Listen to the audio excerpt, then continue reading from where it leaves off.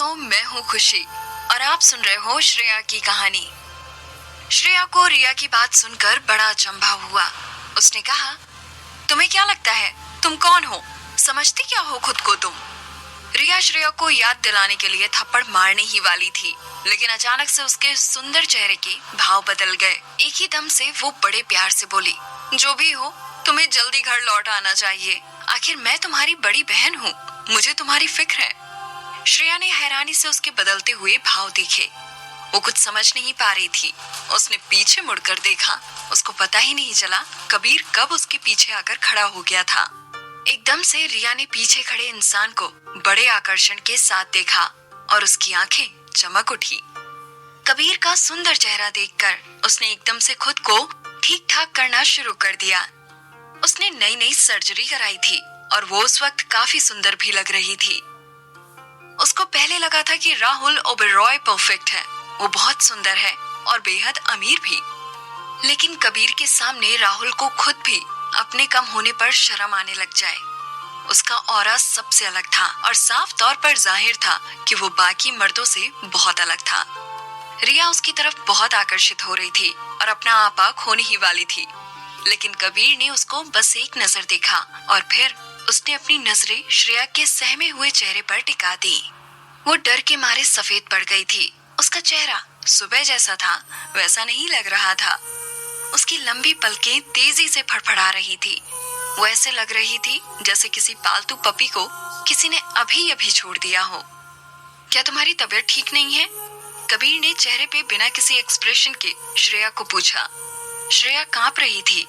उसने बड़ी मुश्किल से अपना सर ऊपर उठाया, बोली, नहीं मैं ठीक हूँ, मेरे साथ चलो। उसने रिया को दोबारा देखा तक नहीं, बल्कि वो बड़े कदम लेते हुए वहां से चला गया। श्रेया एक पल के लिए वहीं जम गई। कबीर के असिस्टेंट ने उसे कबीर के पीछे जाने का इशारा किया। बिना किसी चॉइस के श्रेया उसके पीछे तेजी से चल दी। उधर रिया वहीं खड़ी थी। उसके चेहरे का रंग उड़ गया था और वो हैरानी से जोर से बोली, श्रेया उस इंसान को जानती है? ये नहीं हो सकता, वो कुछ भी नहीं है, वो तो एक डी लिस्ट सेलिब्रिटी तक नहीं है। लेकिन ये इंसान असल में है कौन? उसके बारे में कुछ बहुत अलग है। रिया इस सब में बहुत माहिर थी। वो जानती थी कि जो हाथ से बनी हुई कलाकारी वाला सूट उस इंसान ने पहना है वो बहुत खास है और हर कोई उसे नहीं खरीद सकता। वो ब्रांड बहुत ही ज्यादा महंगी है। राहुल उसे अपनी सगाई के लिए खरीदना चाहता था, लेकिन उसको नहीं मिल पाया था। रिया को जलन हो रही थी।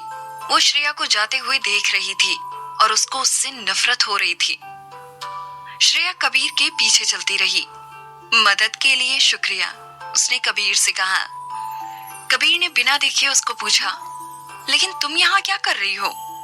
श्रेया ने जवाब दिया, ओ वो मैं एक रोल के लिए ऑडिशन देना चाहती थी, तो मैं यहाँ निर्देशक से मिलने आई थी ताकि वो मुझे ऑडिशन देने का मौका दे।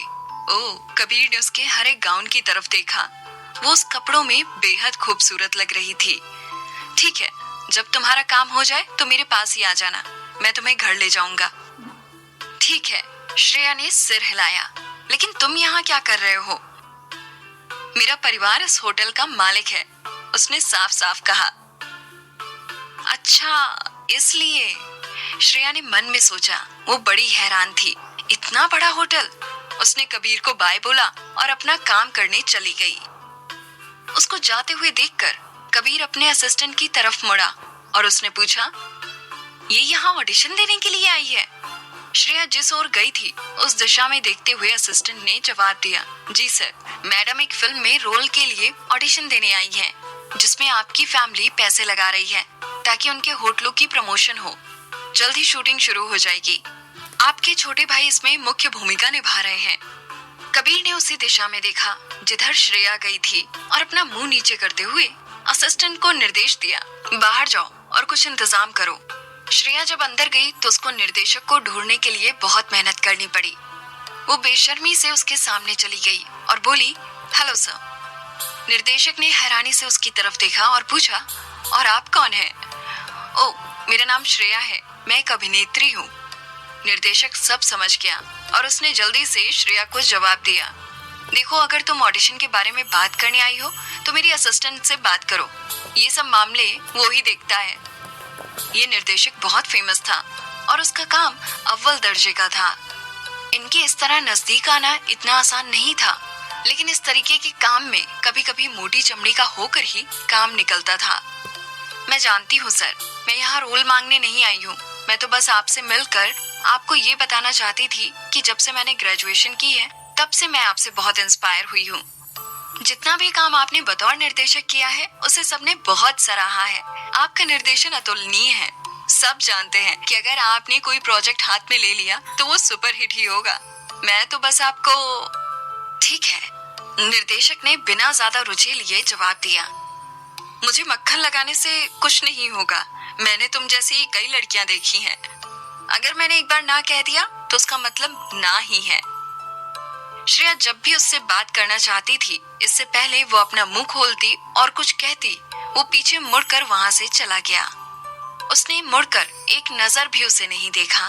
श्रेया उसके पीछे जाने के अलावा कुछ नहीं कर सकती थी, लेकिन वो तेजी से अंदर चला गया। अंदर से एक निर्माता बाहर निकला।